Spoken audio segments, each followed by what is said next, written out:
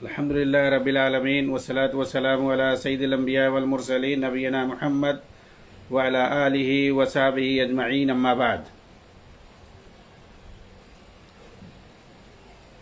محترم ناظرین کرام، پچھلے دروس کے اندر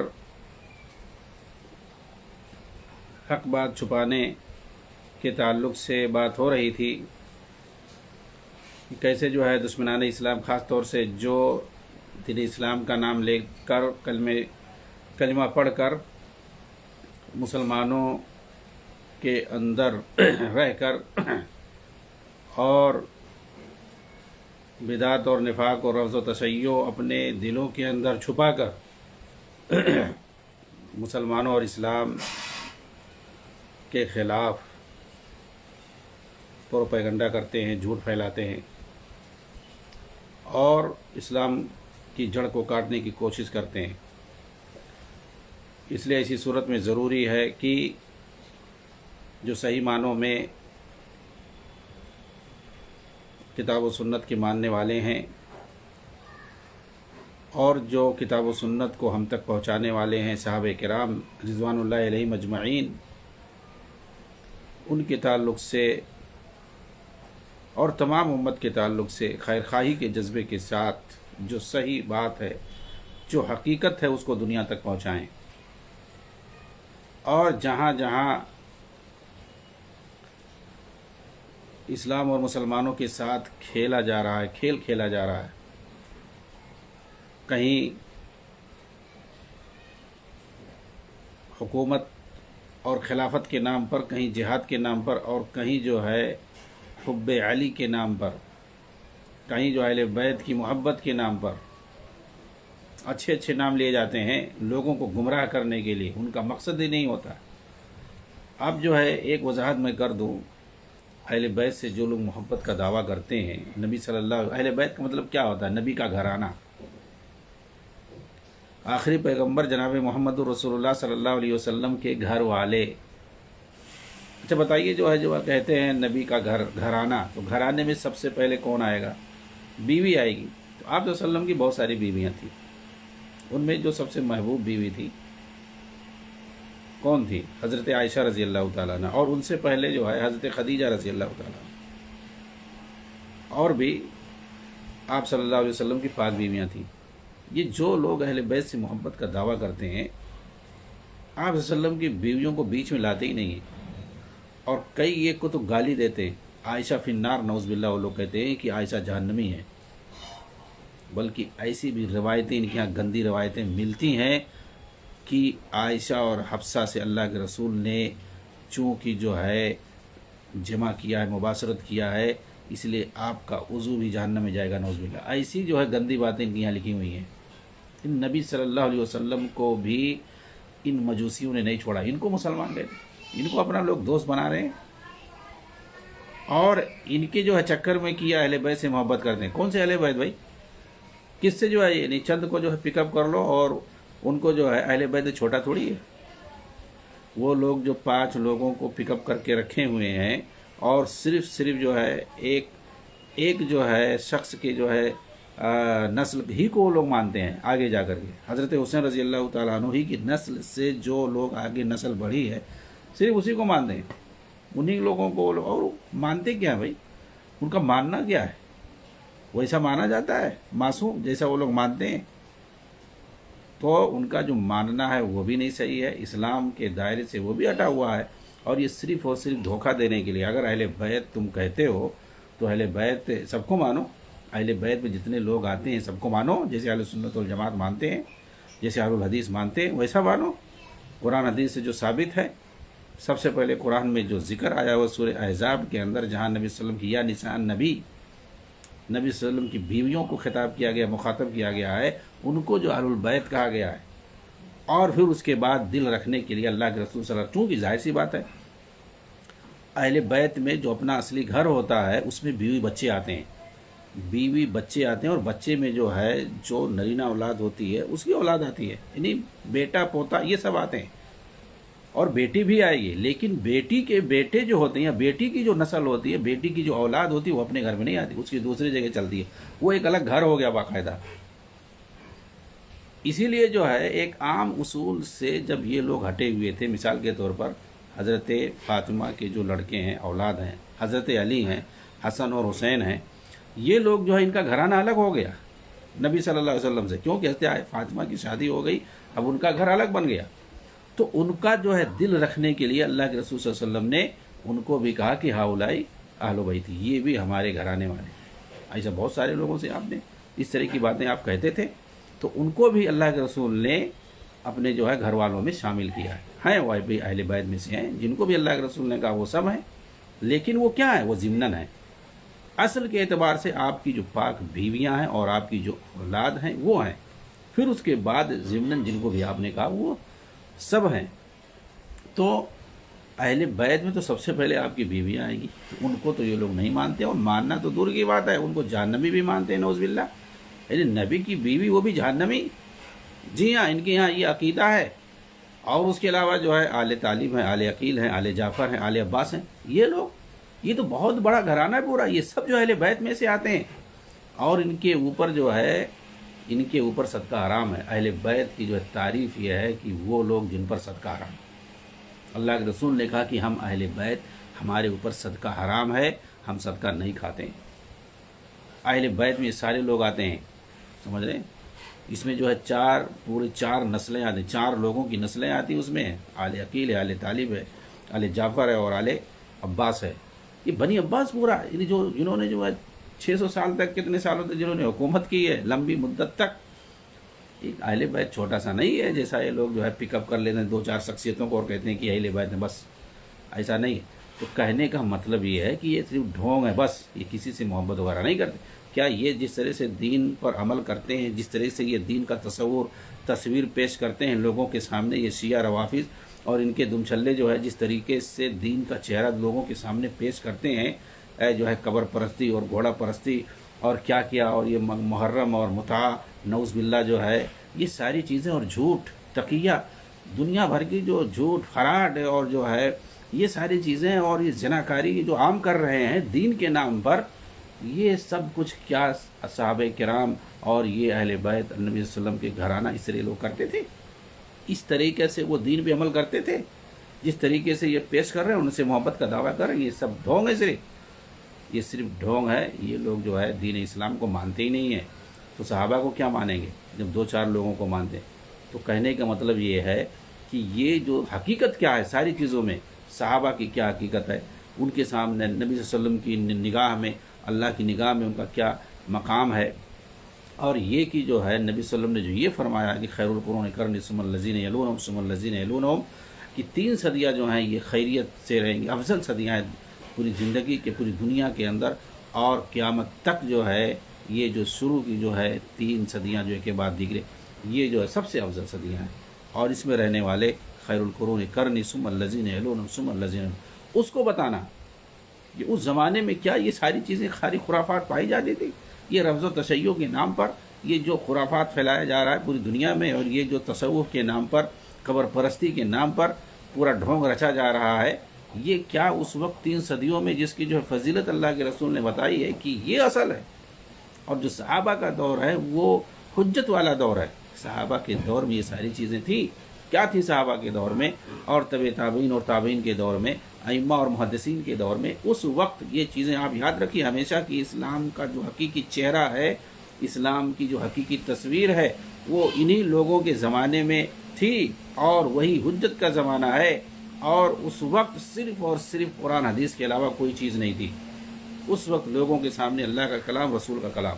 جی ہاں، صحابہ کا زمانہ، تابعین اور تبع تابعین کا زمانہ، ائمہ اور محدثین کا زمانہ، یہ آپ یاد کر کے رکھیے. اس وقت کی آپ مثال دیجئے، اس وقت کو آپ جو ہے پیش کیجئے آئیڈیل کے طور پر، اسوہ اور نمونہ کے طور پر. یہ بعد لوگ آئیڈیل نہیں ہیں، بعد لوگ نمونہ نہیں ہیں. کسی بھی شخصیت کے بارے میں اگر آپ کو کچھ بولنا ہے، اگر آپ کو کچھ کہنا ہے، تو اس زمانے کی بات آپ پیش کیجئے. حضرت معاویہ کے بارے میں کس نے کیا کہا آپ لائیے، اس وقت کی گواہیاں لائیے، اس زمانے کی گواہی لائیے، حضرت پہلے دور کے زمانے کی، حضرت صحابہ کے دور کی، اس کے بعد تابعین، تبع تابعین، ائمہ اور محدثین کے زمانے کی بات لائیے. چاہے جس کے بارے میں کس نے کیا کہا ہے، اس وقت کی بات کو حجت مانا جائے گا، اس لیے کہ اس کی خیریت اور اس کی فضیلت کی گواہی اللہ کے رسول نے دی ہے، اور خاص طور سے صحابہ کے دور کو ایک حجت مانا جائے گا، کیونکہ اس کو جو ہے معیار اللہ تعالیٰ نے بنایا ہے، صحابہ کو معیار اللہ تعالیٰ نے بنایا ہے، اور جو ہے ان کو آئیڈیل کے طور پر پیش کیا ہے۔ تو اس زمانے کی بات لائیے آپ، اس وقت کے جو ہے لوگوں کو لائیے، اس وقت جو خرافات بکے جا رہے ہیں، پھیلائے جا رہے ہیں دین کے نام پر، اس وقت یہ ساری چیزیں بالکل نہیں تھی۔ آج ضروری ہے مسلمانوں اور اسلام کے تئیں خیر خواہی کو لے کر کے کہ جو ہے ہم حقیقت کو واضح کریں، حقیقت کو واضح کریں، تاکہ دین اسلام کھل کر کے سامنے لوگوں کے آئے، اور لوگ جو ہے صحیح سے کتاب و سنت پر عمل کر کے وہ جنت کا راستہ پا سکیں، گمراہیوں میں جا کر جہنم کے راستے سے بچ سکیں۔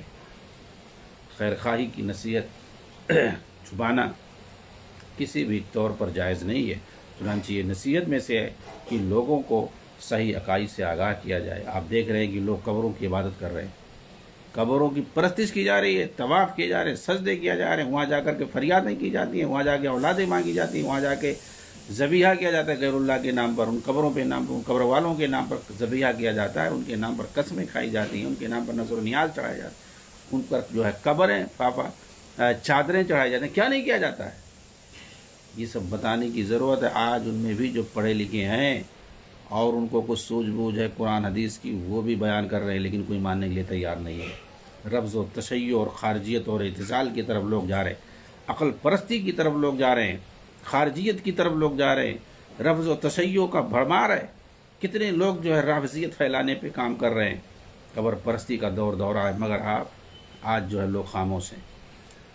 ہمارے اور روافظ کے درمیان فرق بس ایسے ہی ہے جیسے ابو بکر و عمر رضی اللہ تعالیٰ عنہما کے درمیان فرق ہے، یا جیسے امام مالک رحمہ اللہ اور امام شافعی امام احمد کے درمیان۔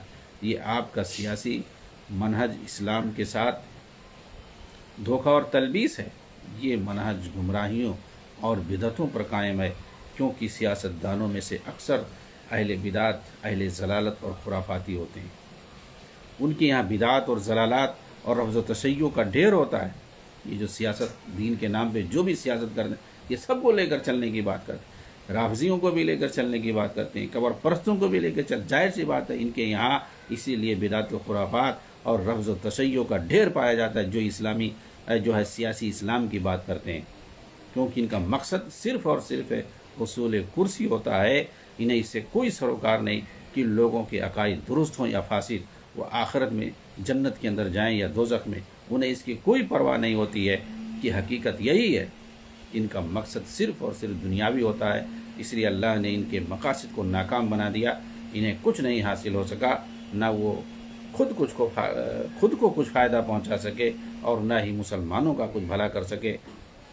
ہم ان سے اللہ کی عافیت چاہتے ہیں۔ آگے جو ہے شیخ بیان کرتے ہیں، ہمیں چاہیے کہ ہم نصیحت کو لازم پکڑیں۔ رسول اللہ صلی اللہ علیہ وسلم نے پورے دین کو نصیحت اور خیر خواہی کا نام دیا ہے۔ دین، جیسا کہ آپ نے فرمایا کہ دین جو ہے یہ خلوص اور خیر خواہی کا نام ہے۔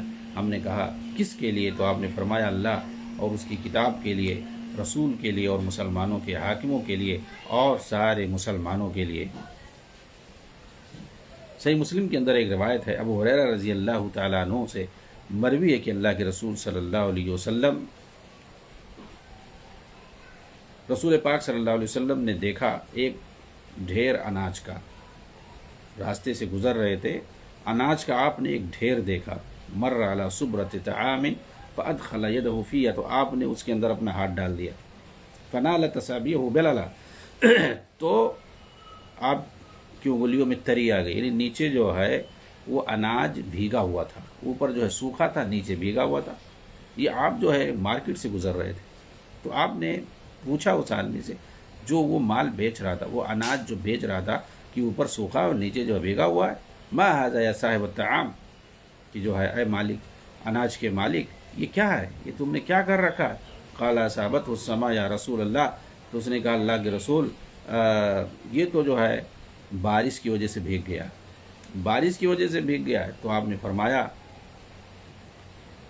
افلا جعلتہ فوق الطعام کی یراہ الناس، تم نے ایسا کیوں نہیں کیا کہ جو مال بھیگا ہوا ہے اس کو اوپر رکھ لیتے تاکہ لوگ اسے دیکھ لیتے اور سمجھ جاتے من غش فلیس منا، جو دھوکہ دیتا ہے وہ اس کا جو ہم سے کوئی تعلق نہیں ہے، دھوکہ دینے والے کا ہم سے کوئی تعلق نہیں ہے۔ ذرا غور کریں، یہ دھوکہ دنیا کے تعلق سے، دنیاوی اعتبار سے وہ بندہ دھوکہ دے رہا تھا لوگوں کو، اس میں جو ہے دین کا کوئی معاملہ نہیں، آخرت کا کوئی، دنیا کے اعتبار سے وہ دھوکہ دے رہا تھا۔ پھر بھی اللہ کے رسول نے کہا کہ دنیا کے اعتبار سے بھی دھوکہ کسی کو دینا ہمارے یہاں جائز نہیں ہے دین اسلام کے اندر۔ کھانے کے چند دانوں سے متعلق ہے یہ بات، جس کے بارے میں اللہ کے رسول صلی اللہ علیہ وسلم نے فرمایا ایسے شخص کا جو ہے مجھ سے کوئی واسطہ نہیں۔ تو آخر اس شخص کا کیا حال ہوگا جو لوگوں کو دھوکہ دیتا ہے دین کے معاملے میں، عقائد اور مناہج کے بارے میں جو لوگوں کو دھوکہ دیتا ہے، دین کو جو ہے صحیح سے نہیں بتاتا ہے، سنت رسول کے تعلق سے وہ لوگوں کو دھوکہ دیتا ہے، صحابہ کرام کے تعلق سے وہ من گھڑت کہانیاں سناتا ہے اور لوگوں کے اندر نفرت پیدا کرتا ہے، صحابہ کے تعلق سے، تابعین اور تبع تابعین کے تعلق سے اس خیر القرون کے بارے میں دھوکہ دیتا ہے اور لوگوں کے دلوں میں نفرت پیدا کرتا ہے، جس کی خیریت اور جس کی فضیلت کی گواہی جو ہے نبی پاک صلی اللہ علیہ وسلم نے دی ہے، خیر القرون قرنی ثم الذین یلونہم ثم الذین یلونہم۔ اس کے بعد جو ہے مصنف رحمہ اللہ آگے یعنی امام بربہاری رحمہ اللہ کہتے ہیں واللہ تبارک و تعالی سمیع بصیر سمیع علیم یداہ مبسوطتان قد علم اللہ ان الخلق یعصونہ قبل ان یخلقہم علمہ نافذ فیہم فلم یمنعہ علمہ فیہم ان ہداہم للاسلام ومن بہم علیہم کرما وجودا وتفضلا فلہ الحمد۔ اللہ تبارک و تعالیٰ سب کچھ سننے والا اور دیکھنے والا ہے، سب کچھ سننے اور جاننے والا ہے، اس کے ہاتھ کھلے ہوئے ہیں۔ یقیناً اللہ کو بندوں کی پیدائش سے پہلے ہی معلوم تھا کہ اس کی نافرمانی کریں گے، اس کا علم ان کے اندر نافذ ہے، پھر بھی اس کا علم اس بات سے مانے نہیں ہے کہ انہیں اسلام کی طرف ہدایت دے، اپنے کرم و فضل اور جود و سخا سے ان پر احسان کرے، تمام تعریف اسی کے لیے۔ شیخ ربیع المدخلی حفظہ اللہ اس کی تشریح کرتے ہوئے کہتے ہیں کہ مصنف کے کلام کے اندر اللہ رب العالمین کے درج ذیل صفات کو ثابت کیا گیا ہے، علم، سمع و بصر، قدرت، دونوں ہاتھ، اللہ کے حلم و بردباری، کرم اور جود و سخا، یہ ساری صفات ثابت کیے گئے ہیں، اور یہ اللہ رب العالمین کے عظیم صفات جو اپنے اندر انتہا کے کمال کو پہنچے ہوئے ہیں۔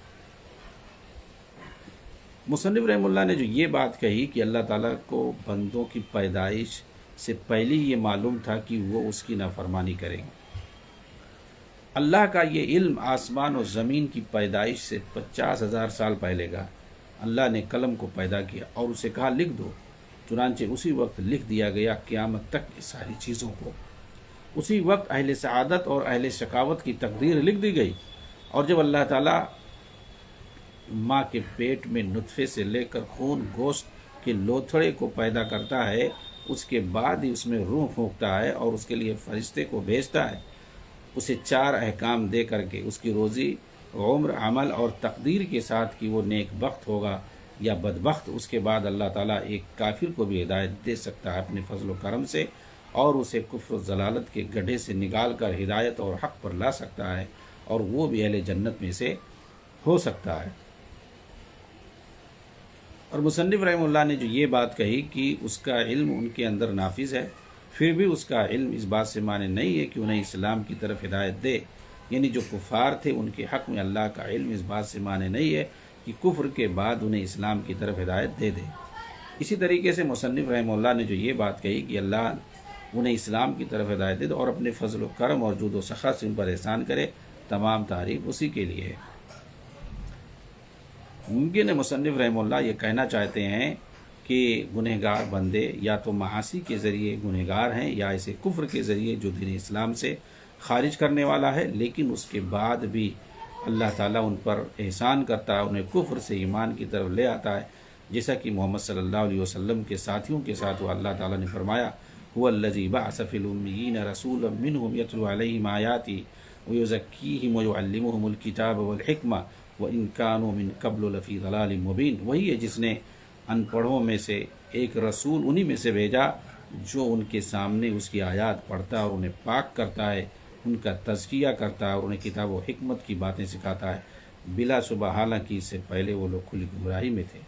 یعنی اللہ تعالیٰ نے اس امت پر احسان کیا کہ ان کے اندر ایک نبی امی کو مبعوث کیا، جنہوں نے اسے تاریکیوں سے نور اور کفر سے اسلام کی طرف نکالا۔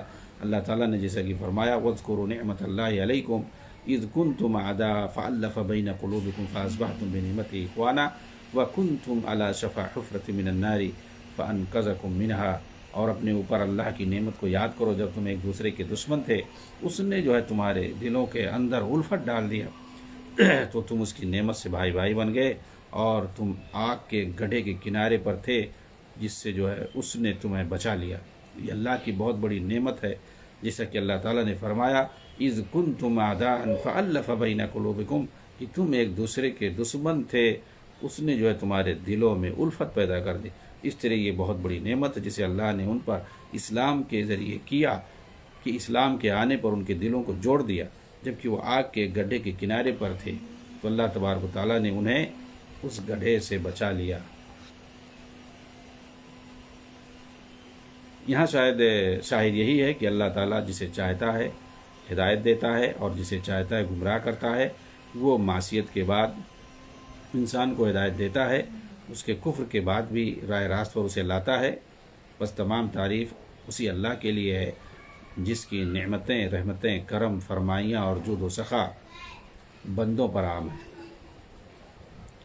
اس کے بعد مصنف رحمہ اللہ کہتے ہیں وَاعْلَمْ أَنَّ الْبِشَارَةَ عِنْدَ الْمَوْتِ ثَلَاثُ بِشَارَاتٍ يُقَالُ أَبْشِرْ يَا حَبِيبَ اللَّهِ بِرِضَى اللَّهِ وَالْجَنَّةِ وَيُقَالُ أَبْشِرْ يَا عَدُوَّ اللَّهِ بِغَضَبِ اللَّهِ وَالنَّارِ وَيُقَالُ أَبْشِرْ يَا عَدُوَّ اللَّهِ بِالْجَنَّةِ بَعْدَ الْإِسْلَامِ هذا قول ابن عباس۔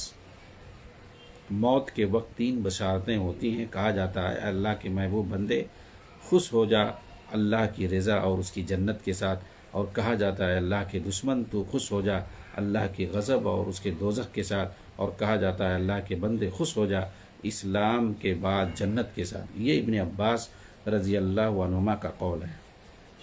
اس کے بعد اس جملے کی تشریح کرتے ہوئے شیخ ربیع المدخلی حفظہ اللہ کہتے ہیں کہ حدیثوں سے ثابت ہے کہ مومن کی موت اس وقت تک نہیں آتی جب تک وہ جنت اور دوزخ میں اپنے ٹھکانے کو دیکھ نہیں لیتا، اور اسی طرح کافر بھی اس وقت مومن بندے سے کہا جاتا ہے یہ دوزخ میں تمہارا ٹھکانہ ہے اگر تم نے اللہ کی نافرمانی اور اس کے ساتھ کفر کیا ہوگا، اور یہ جنت میں تمہارا ٹھکانہ ہے اگر تم ایمان لائے ہوگے، اور اسی طرح کافر سے کہا جاتا ہے کہ یہ جنت میں تمہارا ٹھکانہ ہے اگر تم نے ایمان لایا ہوگا، اور یہ دوزخ میں تمہارا ٹھکانہ ہے اس لیے تم کافر ہو گئے۔ یہی جو ہے حدیث کا معنی ہے۔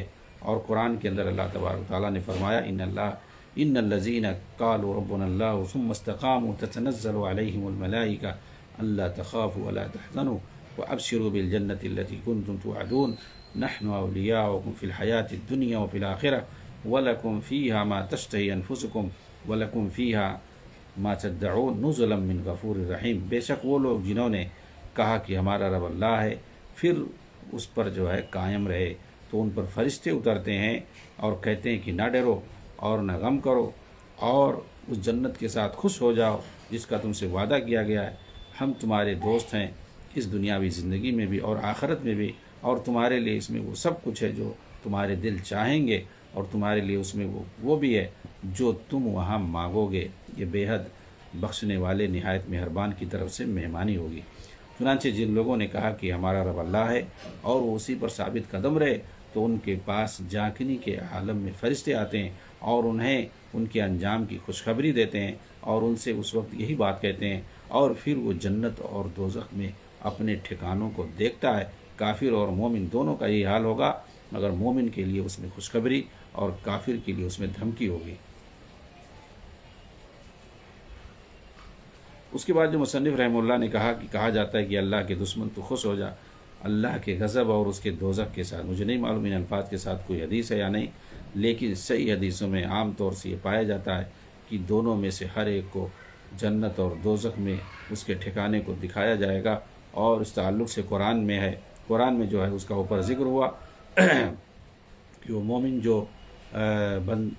مومن بندہ جو صراط مستقیم پر گامزن ہوگا اس پر فرشتوں کا نزول ہوتا ہے، اور وہ اسے اہل جنت میں خوشخبری دینے کے لیے آتے ہیں۔ اور انہوں نے جو یہ بات کہی کہ اے اللہ کے بندے خوش ہو جائے اسلام کے بعد جنت کے ساتھ۔ یہ بشارت اسے موت کے وقت دی جاتی ہے، جس وقت وہ جھانکنے کے عالم میں ہوتا ہے۔ چنانچہ جنت میں ہر کوئی اس وقت جا سکتا ہے جب وہ موت کے وقت اسلام پر ہوگا، یعنی موت کے وقت جب وہ اسلام پر قائم ہوگا، ایمان پر قائم ہوگا، اسی وقت وہ جنت میں جا سکتا ہے۔ یعنی خاتمہ اگر خاتمہ بالخیر ہوگا، خیر سے مراد یہاں توحید ہے، ایمان ہے، اسلام ہے۔ اسلام، توحید اور ایمان پر جس کا خاتمہ ہوا ہوگا اسی وقت کا اعتبار کیا جائے گا۔ جس طریقے سے کہ ہے حدیث میں کہ انسان زندگی بھر اہل دوزخ کا کام کرتا ہے، یعنی دوزخ والوں کا کام کرتا ہے، جہنمیوں والا کام کرتا رہتا ہے، ٹھیک کام وہ نہیں کرتا ہے، بدعمالیوں کا شکار ہوتا ہے، لیکن وہ کرتا رہتا ہے، اپنی زندگی کی آخری عمر تو پہنچ جاتا ہے، یہاں تک کہ دوزخ، کیونکہ دوزخ والا کام کر رہا ہے تو دوزخ کے بالکل قریب پہنچ جاتا ہے، اور صرف ایک گز رہ جاتا ہے، ایک گز رہ جاتا ہے، یہاں تک کہ اس پر جو ہے کتاب غالب آ جاتی ہے، اور پھر وہ جنت والوں کا کام کرنا شروع کر دیتا ہے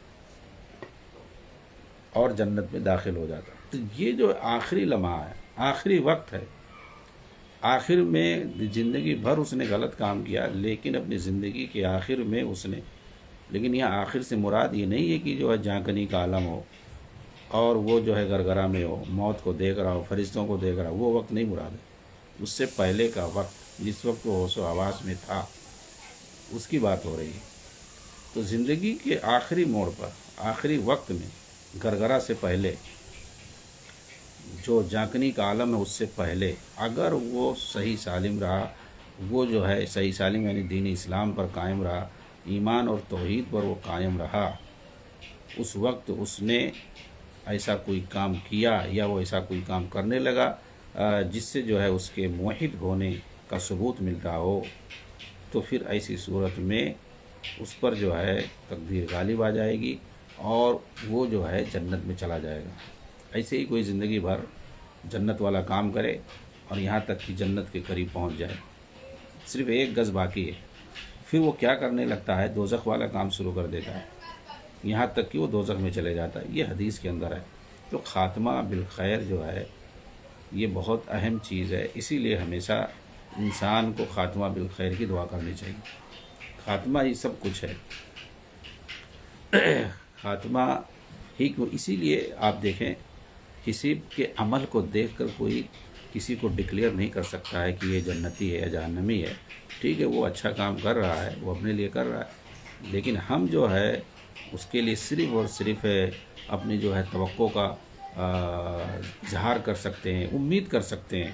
اگر اچھا کوئی کام کر رہا ہے اپنی زندگی میں، اچھا کام کر کے گیا ہے، تو ہم اس کے لیے جنت کی امید کر سکتے ہیں، اس کے لیے جو ہے دعا کر سکتے ہیں اور امید رکھ سکتے ہیں کہ یہ جنتی ہوگا، لیکن ڈکلیئر اس کے لیے ہم سرٹیفکیٹ نہیں دے سکتے ہیں کہ یہ جنتی ہے اور اس کو ہم جو چاہیں وہ کہہ دیں، یا جو ہے ہم کسی کو بھی دوزخی نہیں کہہ سکتے ہیں، کیونکہ خاتمہ بالخیر کے بارے میں کوئی نہیں جانتا ہے کہ آخر میں اس نے توبہ کر لیا ہو، بھئی وہ کب مرا، کس پوزیشن میں مرا، مرنے سے پہلے جو ہے اس کی کیا حالت تھی، کوئی نہیں جانتا ہے۔ دیکھیے صدام حسین جو ہے اس کو لوگ پتہ نہیں کیا کیا بولتے تھے پہلے، اس کے جو ہے الہات کی وجہ سے، اس کے بہت ساری کرتوتوں کی وجہ سے، اس کے بہت سارے اقوال کی وجہ سے، اس کی ضلالت اور گمراہی، بلکہ اس کے کفر پر بھی فتویٰ لگائے، لیکن آخری جو اس کا وقت ہے، جو لوگ دیکھتے ہیں، دیکھیں اس کو جانتے ہیں، وہ جو ہے قرآن، مصحف اور مصلی لے کے رہتا تھا ہمیشہ۔ تو آخر میں اس کا کیا موقف تھا یا اس کے ساتھ کیا ہوا، اس کو کیسے اس کی زندگی میں تبدیلی آئی ہوگی، کوئی نہیں جانتا ہے۔ تو کیا ہوگا، ظاہر سی بات ہے، جن لوگوں نے اس کے کفر کا فتویٰ دیا تھا وہ لوگ اگر اس کی حالت آخر کو دیکھتے، تو جن لوگوں نے بھی دیا ہوگا اس کی حالت کو دیکھ کے کیا اس نے جو ایسا کام کیا اس لیے، لیکن آخر میں جو ہے اس کو جو ہے دیکھیں گے تو ایسا نہیں کہیں گے، کچھ نہیں کہہ سکتے ہیں۔ اسی لیے جو ہے اسی پر ہم ڈکلیئر اور یہ اہل سنت والجماعہ کی یہ قانون ہے، یہ اصول ہے، عقیدے میں ہے کہ ہم جو ہے کسی کے لیے جنت اور دوزخ کی گواہی نہیں دے سکتے. یہ گواہی کون دے سکتا ہے؟ یہ اللہ تعالیٰ دے سکتا ہے بس، کیونکہ وہی مالک ہے جنت دوزخ کا. اور اللہ تعالیٰ اپنے نبی کو بتا دے تو نبی گواہی دے سکتا ہے کسی کو. نبی جو ہے کسی کے بارے میں کہہ سکتا ہے اللہ رب العالمین کے ذریعے سے جان کر کے کہ یہ آدمی جنتی ہے. اب دیکھیں اللہ کے رسول نے بہت سارے لوگوں کو جنتی کہا ہے ڈکلیئر طور پہ. تو نبی کہہ سکتا ہے بس اللہ رب العالمین ہی کی اجازت سے، اس کی خبر سے. ورنہ جو ہے کیوں اس لیے کہ بھائی جنت اور دوزخ کا مالک اللہ تعالیٰ وہ جانتا ہے، اسی کو معلوم ہے کتنے اللہ نے جنت کو بنایا اور جنت کے لیے اہل جنت کو بھی بنا دیا. تو اس کے لیے جنتی جو ہیں ان کو بھی اللہ تعالیٰ جانتا ہے کہ کون کون جنت میں جائے گا، کون کون جنتی ہے، جنت کے لیے کون کون لوگ پیدا ہوئے. اللہ تعالیٰ نے دوزخ کو بنایا ہے اور اس کے جو اہل ہیں ان کو بھی پیدا کیا ہے. تو اللہ تعالیٰ جب پیدا کیا تو وہ جانتا ہے سب کے بارے میں کہ کون جنتی ہے کون دوزخی ہے، کوئی دوسرا نہیں جانتا ہے. تو یہ عقیدے میں آپ شرح تحاویہ پڑھی، اس میں باقاعدہ لکھا ہوا ہے کہ لا نشہد لأحد من اہل القبلہ بجنت ولا نار. سمجھ رہے ہیں؟ ہم جو ہے کسی کے بارے میں، مسلمان کے بارے میں کسی کے بارے میں جنتی یا دوزخی ہونے کی گواہی نہیں دے سکتے ہیں. ہاں اس کے لیے جو ہے ہم امید کریں گے کہ یہ جو ہے جنتی ہوگا. ہم اس کے ایمان کی گواہی دے سکتے ہیں، اس کے اسلام کی گواہی دے سکتے ہیں، اس کے اچھے اعمال کی گواہی دے سکتے ہیں. لیکن کوئی ضرور نہیں کہ کوئی بہت اچھا کام کیا ہے تو وہ جو ہے جنت ہی میں جائے گا. اللہ تعالیٰ جب تک راضی اور خوش نہیں ہوگا، اللہ تعالیٰ کس سے راضی ہے کس سے خوش ہے ہم نہیں جانتے. اللہ تعالیٰ جو ہے بڑے بڑے عمل کرنے والوں کو دوزخ میں ڈال دے گا. کیوں؟ اس لیے کہ اس سے ناراض ہوگا. اس کے سارے اعمال وہاں ضائع ہو جائیں گے، مظلوموں میں تقسیم ہو جائیں گے، وہ رہ جائے گا، وہاں صفر ہو جائے گا اور پھر اس کے بعد جہنم میں چلے جائے. تو اللہ رب العالمین کم عمل کرنے والے سے بھی راضی ہو سکتا ہے اور زیادہ عمل کرنے والے سے بھی راضی ہو سکتا ہے. تو جو انسان عمل کرتا ہے اس کا مقصد دراصل اللہ کو راضی کرنا ہے. کتنے سے اللہ راضی ہوتا ہے، کس سے راضی ہوتا ہے؟ تو راضی اللہ تعالیٰ کس سے کون جانتا ہے؟ بھئی اللہ کی جنت ہے، وہ جس کو چاہے گا جنت میں جانے دے گا، جس کو چاہے گا نہیں جانے دے گا. جب تک اللہ تعالیٰ راضی نہیں ہوگا، اسی لیے انسان جو بھی عمل کرتا ہے وہ اسی لیے کرتا ہے تاکہ اللہ راضی ہو جائے. اس لیے نہیں کرتا ہے کہ میں اپنے اس عمل کر رہا ہوں تاکہ ہم جنت میں چلے جائیں عمل کی بنیاد پر. اسی لیے ایک حدیث میں منع ہے کہ عمل کی بنیاد پر کوئی جنت نہیں حاصل کر سکتا ہے. اس کا مطلب کیا ہوا؟ یعنی عمل جو کرتا ہے وہ جنت کے لیے، اللہ کو خوش کرنے کے لیے. تو ہم جتنے بھی اعمال کرتے ہیں اس کا مقصد ہے کہ اللہ تعالیٰ خوش ہو جائے. اللہ تعالیٰ جب خوش ہو جائے گا تو ظاہر سی بات ہے وہ جنت میں جگہ دے گا. اب جنت کے لیے بظاہر سی بات ہے کتنا عمل کرنا ہے، جنت پانے کے لیے تو کوئی وہ نہیں ہے، بس اللہ تعالیٰ خوش ہو جائے. ورنہ جو ہے کوئی پیش نہیں کر سکتا ہے کاؤنٹ کر کے کہ اتنا عمل کرو گے تو جنت میں چلے جاؤ گے، اگر اس سے کم ہوگا تو نہیں جاؤ گے. ایسا کچھ نہیں. سب سے پہلی چیز ہے انسان توحید پر قائم ہو تو اللہ تعالیٰ اسے جنت میں جگہ دے گا. بس یہ ہے کہ اس کے جو گناہ اگر زیادہ ہیں تو پھر ظاہر سی بات ہے اس کو جہنم میں سزا پانے سے کوئی نہیں بچا پائے گا. نیکیوں سے زیادہ اگر ہے تو اسی لیے دخول اولین کے لیے ضروری ہے اللہ رب العالمین کی رضامندی. اللہ رب العالمین کی رضا جو ہے یہ دخول اولین کے لیے ضروری ہے. چنانچہ یہ بات معلوم ہونی چاہیے کہ جنت کا کون مستحق ہے، دوزخ کا کون مستحق ہے اور کون جنتی ہے کون دوزخی ہے. یہاں دنیا میں کسی کو کوئی ڈکلیئر نہیں کر سکتا ہے. یہ صرف اور صرف اللہ کا کام ہے اور وہ اپنے جن رسولوں کو خبر دے دیتا ہے وہ لوگ صرف یہ بات کہہ سکتے ہیں، ورنہ کوئی نہیں کہہ سکتا ہے. اسی پر میں اپنی بات ختم کرتا ہوں. وآخر دعوانا الحمدللہ رب العالمین. والسلام علیکم ورحمۃ اللہ وبرکاتہ.